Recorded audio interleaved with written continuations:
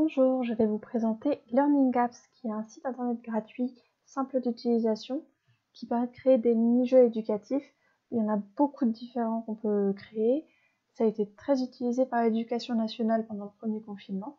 Le site est proposé par une association suisse à but non lucratif, ce qui fait que d'une, c'est gratuit, et de deux, vous avez un contrôle total sur le fait que vos applications soient publiques ou privées, donc ce qui a un certain avantage.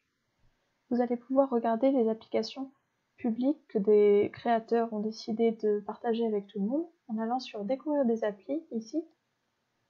Et il y en a énormément. Avant de commencer à créer sur Learning Apps, je vous conseille de chiner un peu, de voir ce qui existe, ce qui est possible de faire. Là, je peux chercher par exemple Rhin et je tombe sur plusieurs choses libres d'accès que je peux utiliser ou desquelles je peux m'inspirer. Là, par exemple, organisation du néphron.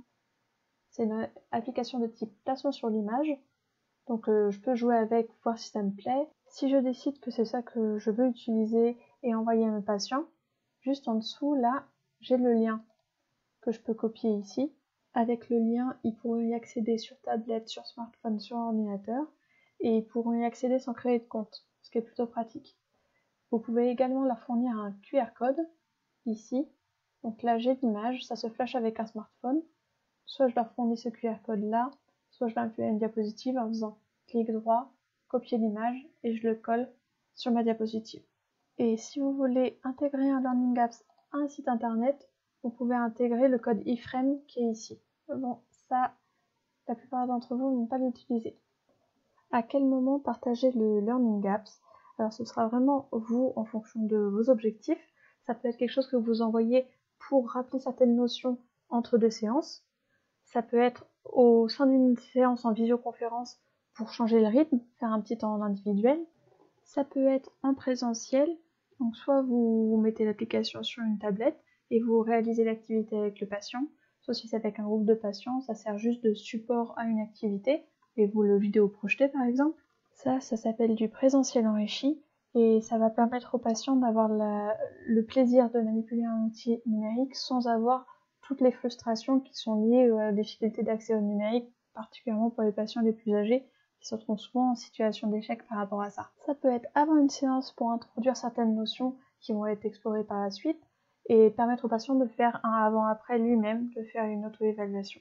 Le bémol de Learning Apps, c'est que ça ne permet pas de faire de l'évaluation. Il y a une option d'en créer une collection qui permet de suivre un groupe d'étudiants, d'élèves, en général c'est prévu pour l'Éducation nationale, et voir qui a réalisé quelle application, mais ça permet pas d'avoir un score ou une note, et l'apprenant est obligé de créer un compte, ce qui pour nous pose un double problème, à la fois de confidentialité et d'accessibilité pour les patients qui ne sont pas à l'aise avec le numérique. Donc Learning Apps, on ne peut pas l'utiliser pour l'évaluation, seulement pour l'auto-évaluation pour le patient. Il y a beaucoup de types d'applications qu'on peut créer. Là, je suis allée dans créer une appli en haut. Donc là, on voit tout classé par type d'application. Quand je clique sur une application, directement, Learning Apps me propose plusieurs exemples qui me permettent de regarder si c'est quelque chose qui pourrait servir à mon objectif pédagogique ou pas. Si vous tombez sur quelque chose qui vous plaît, vous cliquez en haut à droite là sur créer une nouvelle appli et ça vous ouvre ce modèle-là. Pour le tutoriel interactif, j'ai créé 4 exemples qui me paraissaient pertinents dans le cadre de l'éducation thérapeutique du patient, mais bien sûr vous pouvez utiliser d'autres choses. Je vais vous en présenter un, d'abord avec le mode jeu et après avec le mode création. Donc le matériel du diabétique. J'arrive directement, j'ai la consigne qui s'affiche. Dans la consigne, j'explique la place de mon application dans mon scénario pédagogique, le but de l'outil, et je suis le plus explicite possible sur la consigne. Le truc, c'est que les patients vont se retrouver parfois tout seuls avec l'application et vous voulez pas les mettre en situation d'échec. Pour cette application en particulier, c'est pour ça que je l'ai choisi comme exemple, les réponses doivent être orthographiées exactement à la lettre près. Donc, on peut très facilement se retrouver à savoir ce que c'est qu'un glucomètre, à savoir ce que c'est qu'un DASRI, et puis avoir pas mis un S ou avoir mis un accent et se retrouver frustré parce qu'on est en situation d'échec tout seul chez soi, et ça a un effet sur le moral. Donc vous anticipez le plus possible toutes les étapes qui peuvent bloquer, et ça c'est vrai partout en éducation thérapeutique à distance. Là j'y reviendrai plus tard, j'ai mis le crédit de mes images. En haut à gauche, le patient peut réafficher la consigne, Et sur l'ampoule, il peut accéder aux indices. Là, comme indice, comme les réponses sont à la lettre près, j'ai marqué l'orthographe des mots à placer. Pendant l'ellipse, j'ai rempli tous les champs. En bas à droite, ici, je peux vérifier mes réponses. Et là, on voit que j'ai une erreur à bandelette parce que c'est orthographié dans mes réponses avec un S. Je rajoute le S, je revalide et j'ai un message de fin qui s'affiche. Voilà, c'est comme ça en mode jeu. Maintenant, on va voir le mode création. Là, cette application, c'est moi qui l'ai fait, donc je peux décider de la mettre en privé ou en public. Là, elle est en privé, donc elle est accessible seulement avec les liens là. Si vous êtes venu avec le tutoriel interactif, j'ai intégré au Geniali ce code-là. Pour aller dans le mode de modification de mon application, je vais dans Modifier l'appli. La création est assez simple. Les rubriques parlent d'elles-mêmes. Titre de l'application, donc le matériel du diabétique, la tâche où je rappelle la place dans le scénario pédagogique, l'objectif de l'application et où j'explique les consignes au mieux. Ici, j'ai la partie qui est spécifique d'application avec les cartes, la solution. Là, si je fais ajouter un élément, je peux mettre comme carte soit un texte, soit une image, soit une synthèse vocale. Pour la synthèse vocale, j'écris un texte et ensuite il est prononcé par une voix métallique, ça donne ça. Abricot. Vous pouvez aussi mettre un audio qui sera un petit peu plus vivant mais qui aurait été hébergé sur YouTube, ou alors encore sur YouTube, un lien pour une vidéo. Là, j'en ai un qui est copié dans mon presse-papier, je l'utilise et je peux définir la durée pour faire un extrait, par exemple qui va de 0 minutes à 15 secondes. Utiliser l'extrait et ça c'est tout bon. J'indique ici la solution et là je peux rajouter un indice. En cliquant sur cette icône, vous pouvez décider la forme de l'indice. Si c'est comme ça, ce sera un petit i qui affichera troll à l'écrit. Si c'est comme ça, il y aura le petit i avec troll à l'écrit plus une synthèse vocale.